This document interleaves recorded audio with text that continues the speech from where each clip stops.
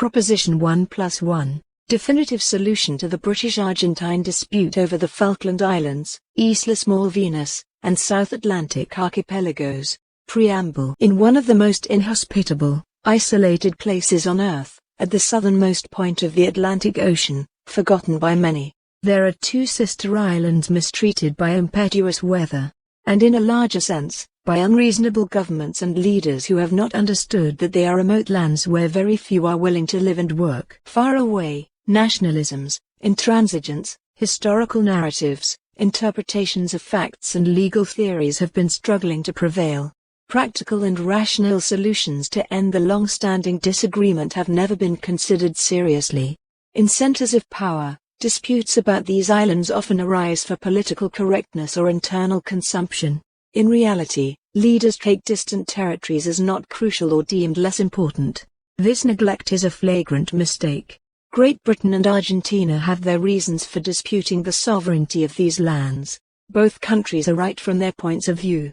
It is also true that the status quo generates uncertainty, which postpones the development of the islands and the southern Patagonian zone. Argentina maintains that it was in possession of the islands at the time of the occupation by Great Britain. Therefore, it has the right because they belonged to the Viceroyalty of the Rio de la Plata politically and legally, that they are part of its continental shelf. In sum, that there are political, legal, occupational, historical, geographical and geological grounds in its favor. Great Britain, with a lot of weight in its position, argues that only British people live in those lands. Whether we like it or not, they have lived there for 190 years, building a beacon of civilization in that farthest south of the globe. This fact in itself constitutes an undeniable factor. In accordance to a tradition and international policy, consistent through time, Great Britain upholds to the principle of self-determination of peoples. Many facts are controversial, many others are obscure or lack evidence, some are precise and historical, and several are pure fantasy. We know that the French, English, Spaniards, and Argentines have passed through, or settled at different times. From the English John Strong in 1690, the French captain Louis-Antoine de Bougainville, 1764, the British captain John McBride, 1766, the alternation of possession between Spain and Great Britain, the governance of the Viceroyalty of the Rio de la Plata, the Colonel American privateer David Jewett, the German Luis Verne sent by Buenos Aires, and the American naval commander Silas Duncan, to the final occupation by Great Britain at the hands of John James Onslow in 1833. Lots of pages has been written, disputed and argued about the sovereignty of the islands. For the good-willed citizens of the world who support this proposal, by now, the dispute over the sovereignty of the islands has turned into a Byzantine discussion, akin to the one that occurred over which was the sex of angels in the Middle Ages, a debate that does not boost progress to the islands, that does not unleash the resources for their development, that does not contribute to peace nor to the brotherhood of the British and Argentine peoples, who lived and worked closely in Argentina in the 19th century and the beginning of the 20th. Prolonging this dispute is absurd, irrational, and condemns these islands to failure or insignificance.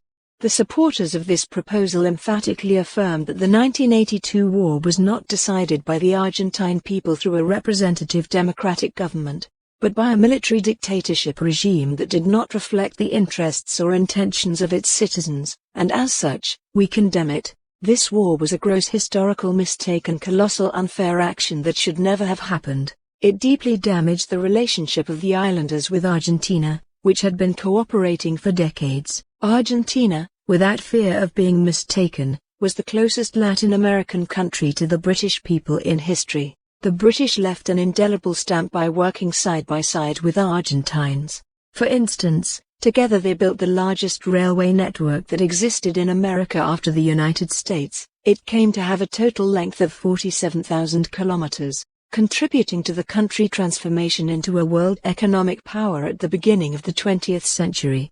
Argentine-British ties were extended in Argentina to all spheres of cultural, social and economic life. The British who went to Argentina, owners, entrepreneurs, officials, managers, workers, educators, engineers, merchants, left their mark on the Argentine people.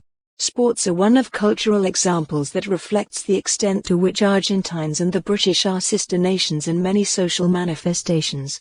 Those people brought polo, rugby, football, to mention the most emblematic. Today, Argentina is unbeatable at the game of polo. It has no rivals in the world. Its national rugby team has been, and is the best team from Alaska to Tierra del Fuego. In football, Argentina is world champion.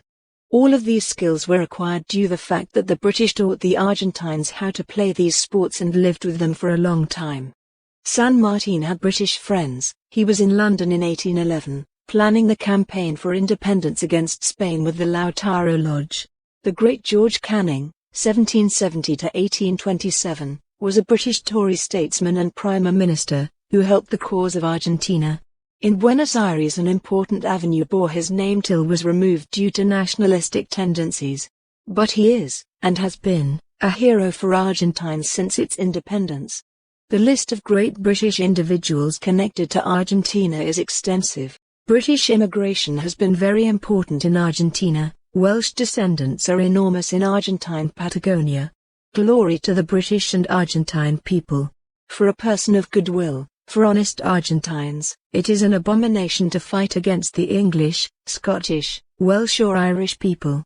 Argentina is part of the West. Its anthem says, "Hear, mortals, the sacred cry, freedom, freedom, freedom." The English people are one of the first inventors of modern political freedom in the world, beginning with the Magna Carta 808 years ago. The British and Argentines have been, and must be, fellow nations. With determination, imagination and courage, the dispute can be ended in peace and freedom.